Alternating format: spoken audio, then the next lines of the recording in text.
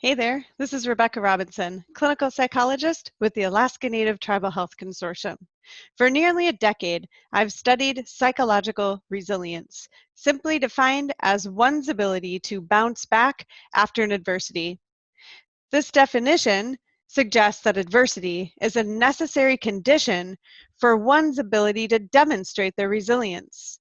This reality is present in many common sayings. For example, in the West, we have the saying, no pain, no gain. In the East, no mud, no lotus. And perhaps here in Alaska, no rain, no berries. Given we are all facing a common adversity in COVID-19, I thought I would share a little bit with you about what I've learned about resilience over these years.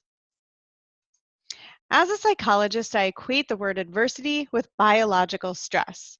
Stress is the response we have to any challenge to our minds or our bodies. Stress is necessary for human functioning.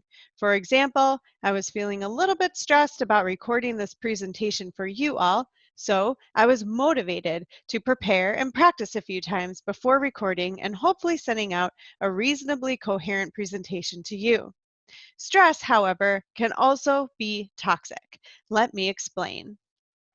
On this slide is an image of the human brain separated into three distinct parts: surviving, feeling, and thinking. The label surviving is positioned at the hind end of the brain closest to our spine. This part of our brain is responsible for the autopilot functions of our body, like heart rate, breathing, and temperature control. It is also responsible for our fight-flight response. The label feeling is positioned over the midbrain. This part of the brain is responsible for taking in and interpreting information, learning and memory processes, and the triggering of that fight-flight response. The label thinking is positioned over the front part of the brain. This part of the brain is responsible for language and imagination, judgment, decision-making, goal setting, etc. All those things that make us uniquely human.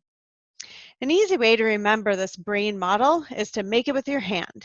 If you will, please put your hand up in front of you like you are showing me the number 5. Here, your wrist represents the survival brain. Now, fold your thumb over like you're showing me the number 4. Here, the thumb represents your feeling brain. Finally, wrap your remaining fingers around your thumb, making a fist. Those final fingers represent the thinking brain. On an ordinary day, when you're feeling calm and connected, these parts of your brain work together in perfect harmony. The surviving brain keeps your underlying biology in balance, your emotions fluctuate but are tolerable, and you're capable of planning and making decisions and setting goals and using your imagination. However, when you are faced with a significant stressor, something that is perceived by your feeling brain as dangerous, your survival brain takes over, sending stress hormones throughout your body, preparing you to fight or flight from the situation. Nearly every organ in your body is either activated or shut down during this process. For example, your heart starts pumping faster, pushing blood into your muscles, while your digestive system shuts down. There's really no need for your digestive system to be functioning when you are focused on survival. Using the hand model currently in a fist, when the fight or flight response is triggered in your system, you essentially flip your lid. Your thinking brain, those top 4 fingers, go offline and your body prepares for survival. This stress response is a totally normal part of being alive. Once the stressor is removed from the environment, our body returns to balance. The heart rate decreases, digestive system starts back up, and that thinking brain comes back online.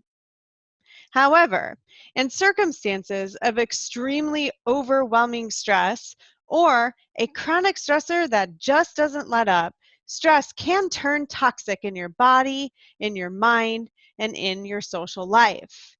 Many people have experienced stressors related to the COVID-19 pandemic that have activated the stress response system that I just described. I've heard from many people who fear for their own safety or for the safety of their loved ones or for the safety of their community. Other people have described anxiety about their children's education or their employment status, ability to put food on the table or pay the bills. Many people feel isolated and alone. Others feel sadness and grief. Some describe how the stressors of today have triggered painful memories from the past. Many people are tired, irritable, angry, confused, forgetful, indecisive, distracted, and feeling without direction. And all of this makes sense. It makes sense because you're human, because you have a brain, and because our brains are spending a lot of time in the survival mode. These are all normal responses to abnormal circumstances. But there are things that we can do to build our resilience during this challenging time.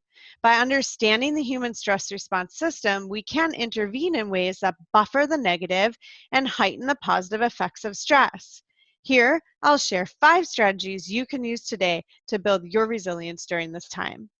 1. Establish rhythm, routine, and ritual in daily life. The human body and mind thrive on rhythm, routine, and ritual, 3 things that COVID-19 has dramatically disrupted. Instead of simply accepting this new form of chaos, consider writing and sticking to a schedule that is varied and includes time for work and for self-care. If you have children, write them a schedule too.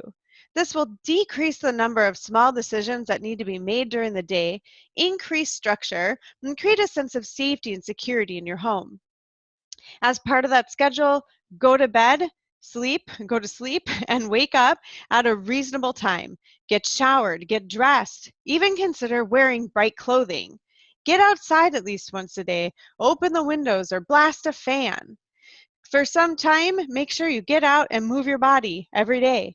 Consider engaging specifically in right-left movements. Research has shown that repetitive movements like knitting, coloring, drumming, dancing, etc., especially those movements in the right-left direction, can be effective at self-soothing and maintaining self-regulation in moments of distress. To the best of your ability, adapt and maintain important personal, familial, and cultural rituals. I know many people are attending remote church services and meditation groups, hosting remote birthday parties, developing new forms of ritual during this time. Strategy 2, name your fear. Remember, during our discussion of the human stress response, we learned how the thinking brain goes offline when our fight, flight, or fear response is activated.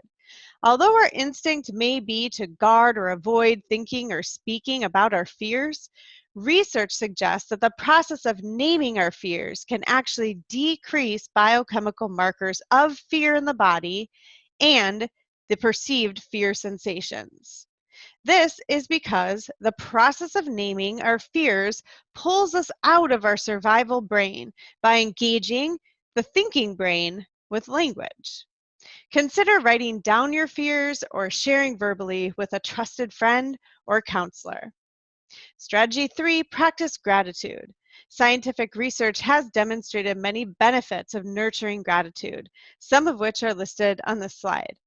There are lots of scary, negative, and overwhelming things to think about during this pandemic. There are also lots of stories of people doing great things, especially right here on our campus at ANTHC.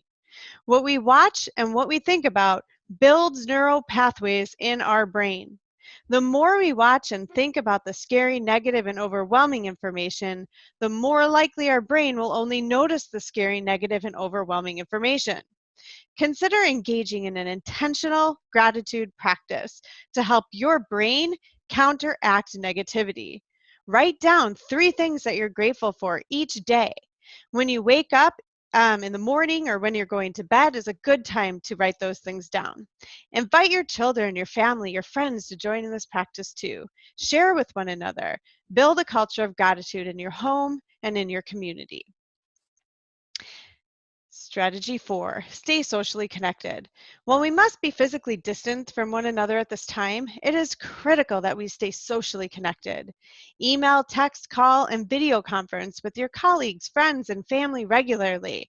Also, remember that resilience is not just something that resides within an individual. As a community, we are responsible to one another too.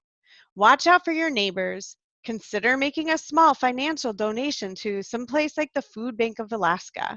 And think before hoarding so that everyone in our community can get access to what they need to live well during this challenging time.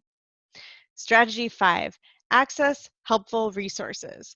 There are many helpful resources in the community. Here at ANTHC, our critical incident stress management team is here for you during this time and beyond. Our team of trained staff and behavioral health professionals is standing by to support individuals or groups. We're just here to be good listeners, to suggest some healthy coping strategies, and to help connect you or your family members to other supportive resources within your communities. All communication with our team is private and confidential.